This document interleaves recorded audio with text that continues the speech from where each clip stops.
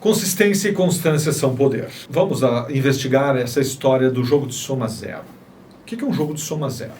O jogo de soma zero é um cenário onde só existe um vencedor. Onde tem que, por exemplo, um jogo de xadrez. Um jogo de xadrez é um jogo onde duas pessoas jogam e apenas um vencer. Esse é um jogo de soma zero. Vamos imaginar o seguinte, que a gente tem um cenário onde a gente tem um balde com 50 bolinhas. E eu espalho essas 50 bolinhas pelo chão e digo para um grupo de 5 crianças, recolham essas bolinhas. Elas vão recolher no máximo 50 bolinhas, elas não têm infinitas bolinhas para recolher. Elas só conseguem recolher 50 bolinhas. Uma criança pode recolher 10, outra pode recolher 15, pode ser que uma recolha todas as bolinhas. Então, aí imaginemos também que elas continuem brincando e elas vão trocando essas bolinhas entre elas. E a gente continua com um cenário onde existam apenas 50 bolinhas, né, na brincadeira. No final do dia eu vejo como é que foi, quantas bolinhas tu tem, etc. Esse é um jogo de soma zero, onde a quantidade ela não altera com o passar do tempo, ela se mantém inalterada. Então, num jogo onde eu tenha 50 bolinhas e tenha um número X de competidores, e eles disputem essas 50 bolinhas, ganhar significa retirar dos outros, porque tu não consegue construir bolinhas. Consegue construir, mas não para aquele jogo, para aquele momento, para aquela situação. Então, aí as pessoas, eu vejo assim, muitas pessoas acreditam que a economia, que a natureza, por exemplo, a natureza ela é ilimitada. Por exemplo, vou dar um exemplo aqui, a comida, que a gente consegue produzir uma quantidade X de comida. Será que tem limite para a quantidade de comida que a gente consegue produzir? Será que a economia é um jogo de soma zero? Que a gente só troca a riqueza de mãos? Obviamente que não. A economia não é um jogo de soma zero. Por quê? Porque diferente daquele jogo do xadrez que um ganha e outro perde, e diferente daquele cenário limitado onde só 50 bolinhas estão disponíveis, a economia ela existe no universo e coisas podem ser produzidas, criadas, inventadas. Quais são os limites, por exemplo? Quais são os limites para a criatividade humana? Será que a criatividade humana tem limites? Não tem. Aí a gente poderia dizer, existe uma quantidade de ouro no planeta Terra. Tem uma estimativa, os caras ali calculam, tem uma estimativa da quantidade de ouro que tem no planeta Terra. Só que esses dias, por exemplo, o camarada ali queria fazer um foguete para capturar um asteroide que acabaria com a noção, se aquilo acontecesse, né? Não sei se pode ainda acontecer, né? O asteroide tinha tanto ouro na composição dele que tornaria insignificante o valor do ouro no planeta Terra.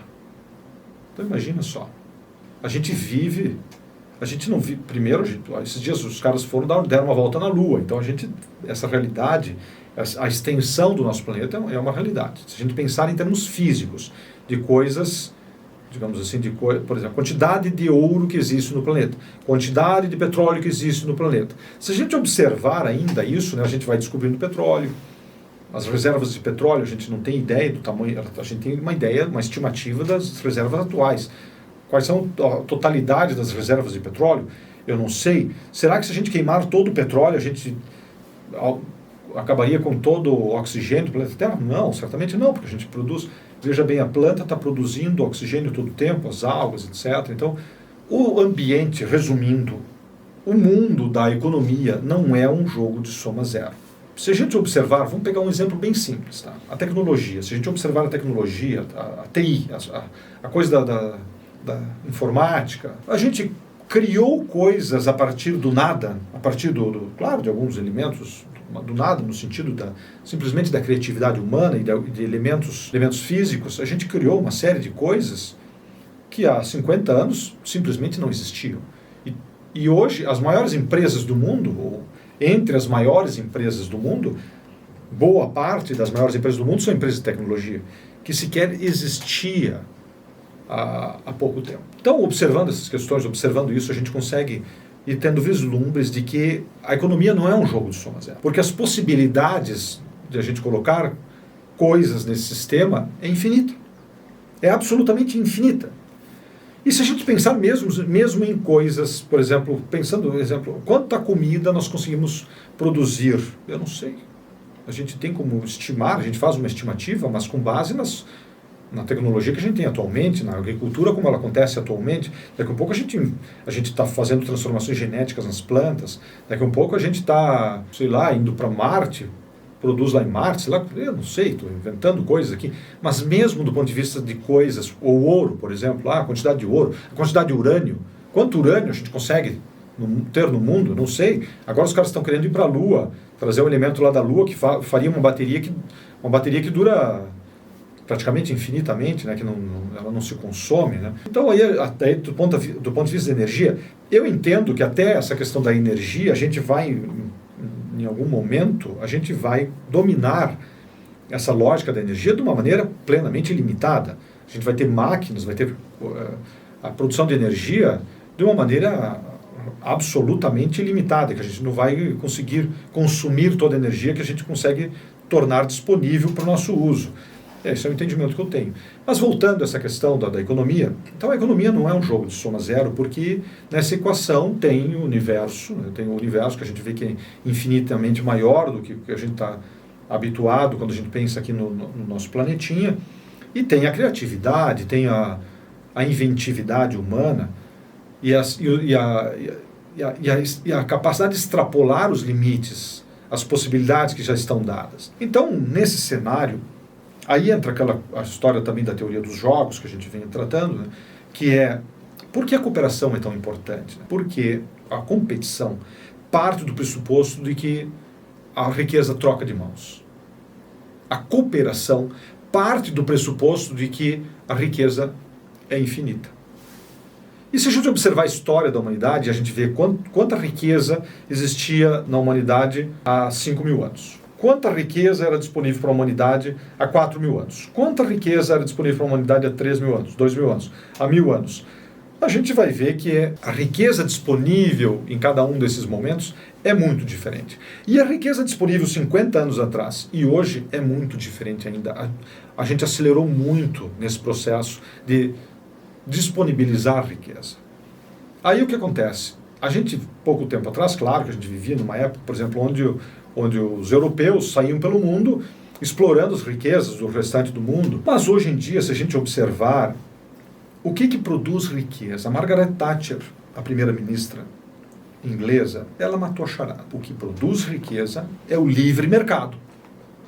Ela disse assim, se a quantidade de recursos naturais fosse determinante para a riqueza, a Rússia seria o país mais rico do mundo, porque é o país que tem as maiores riquezas naturais. E não é.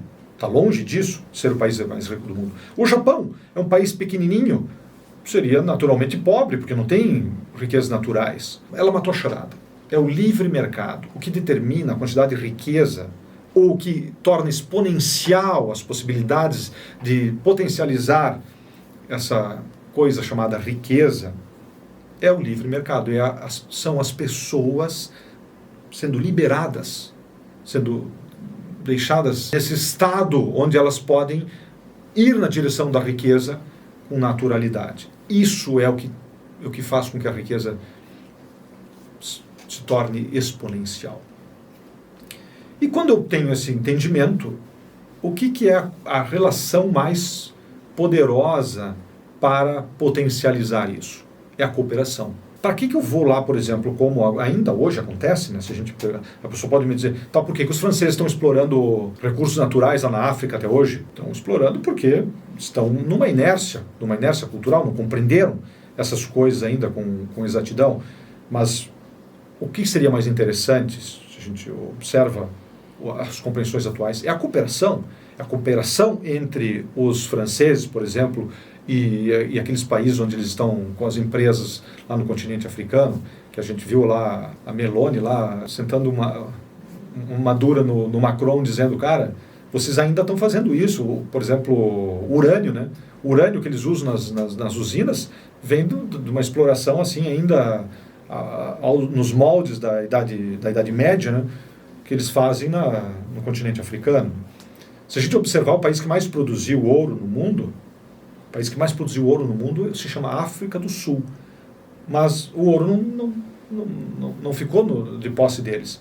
Esses dias eu calculei aí, em valores atuais, ali em alguns anos, os ingleses exploraram de ouro lá na África do Sul cerca de 3 trilhões de dólares.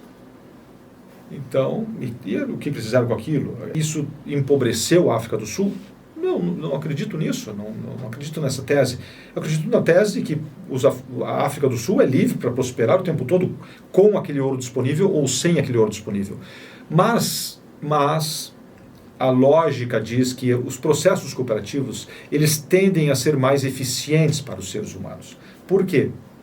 Porque a economia não é um jogo de soma zero. Então, essa compreensão é muito importante. Quando eu penso no mundo, eu vejo que quando a gente pensa nessa coisa de esquerda-direita, também essas relações que a gente faz com essa ideologia, né, que hoje está muito presente, a gente vê que o cara que compreende que o Estado tem que atender o cidadão, essas coisas todas, né, que a gente precisa distribuir renda. Distribuir renda é um completo absurdo. Né? Quando a gente pensa na economia, quando a gente lembra e assiste as lições da Margaret Thatcher, a gente entende que distribuir renda é uma coisa completamente absurda. Claro que a gente não vai deixar seres humanos vivendo na indignidade extrema. Então, por exemplo, a pessoa não está tendo condições de se sustentar, de sustentar a família, vamos atender essa pessoa, etc. Mas, por quê? Porque a pessoa não tem compreensões mínimas para ganhar o seu sustento, então ela vive indignamente. E eu acho que a obrigação nossa como ser humano, assim, a gente ter a clareza de que a gente não pode permitir que pessoas vivem de uma maneira indigna. Então, essa é uma coisa. Outra coisa é dizer o seguinte: a riqueza precisa ser distribuída. Não. A riqueza não precisa ser distribuída, porque ela é infinita. As pessoas precisam entender como prosperar e não distribuir a riqueza. Distribuir a riqueza parte do pressuposto de que a economia é um jogo de soma zero. Que a gente tem uma quantidade de recursos, por exemplo, a gente tem 50 bolinhas de recursos no Brasil e a gente precisa distribuir essas bolinhas igualmente entre as pessoas. Isso é um completo absurdo. E isso é que faz com que a pessoa... E aquela tese que esses dias eu lancei, eu disse assim, será que é o pobre que vota na esquerda ou é votar na esquerda que produz pobreza? Por quê? Por que eu faço esse questionamento? Eu faço esse questionamento por quê? Porque se eu acredito que a riqueza precisa ser distribuída, eu acredito que ela é limitada. Se eu entendo o que a Margaret Thatcher falou, e ela diz o seguinte: o que produz riqueza é a economia de mercado, é o livre mercado. Se eu entendo isso, e eu entendo que a economia não é um jogo de soma zero, que são infinitas as possibilidades, que não tem limite para a criatividade humana, por exemplo. Eu posso vender criatividade. Eu posso, por exemplo, a inteligência artificial, há 5 anos era nada. Hoje é uma das coisas mais valiosas no nosso mundo. Uma coisa que tem 5 anos. O celular nem existia há pouco tempo. Eu lembro quando era adolescente, começou aquele tijolão, nem existia. De repente, hoje, todas as pessoas têm um celular. E é um pedacinho de plástico, um pouco de alguns componentes de metal ali que fazem, componentes eletrônicos que fazem um celular. E programação, pessoas programando, colocando coisas, tornando coisas disponíveis ali, conexão. Isso não existia há pouco tempo. Então, isso é criar riqueza. A riqueza é criada, ela é produzida pelo trabalho, pela criatividade humana. Então, se eu já tenho essa lição. Livre mercado produz riqueza. Distribuir renda não produz riqueza. Empobrece todos. Distribuir renda empobrece todos. Quem não entende isso, não entende o básico. Aí, daqui a pouco a gente vai falar, eu vou falar em vários momentos sobre isso. Agora eu estou falando da compreensão como um todo. Daqui a pouco eu vou entrar nos pormenores dessa questão. Mas essa compreensão geral é o que torna tudo diferente. E faz entender, inclusive, a teoria dos jogos. A aplicação da teoria dos jogos. Por que trair a confiança do outro? Por que eu ir contra os interesses do outro é pior? É pior para mim. Porque a economia não é um jogo de soma zero. Eu cooperar, fazer ele ir melhor, e ele cooperar, fazer eu ir melhor. E a gente não disputa a mesma coisa, porque o universo é radicalmente abundante. Então, a cooperação é o cenário onde nós construímos riqueza. E essa compreensão é radicalmente importante. Ela é a base para muitas coisas, para muitas compreensões existenciais. Então, aí fica essa reflexão. Será que, quando eu associo a minha compreensão, a minha existência, a uma concepção de mundo onde a economia é um jogo de soma zero, eu estou me limitando, estou limitando o mundo. Quanto mais pessoas pensam isso, pior fica o mundo. Então, a gente luta pelo esclarecimento. A jornada da vida, o que eu estou fazendo aqui, é lutar pelo esclarecimento, pelo meu esclarecimento, pelo esclarecimento do mundo à minha volta. Mais ou menos essa é a cooperação. Por exemplo, estou propondo uma cooperação quando estou fazendo isso. Expandir os horizontes, compreender coisas novas. Estou disponibilizando conteúdo. Outra coisa, por exemplo, eu venho disponibilizando compreensões, que é o quê? É me seguir nas redes sociais, é clicar no gostei, no like, dislike, não gostei, clica ali também. Então essas coisas também são relevantes, né? É o processo da cooperação. Quando você compreende a cooperação, você recebe esse conteúdo e você me segue lá nas redes sociais. Você entende que isso vai cooperar comigo também.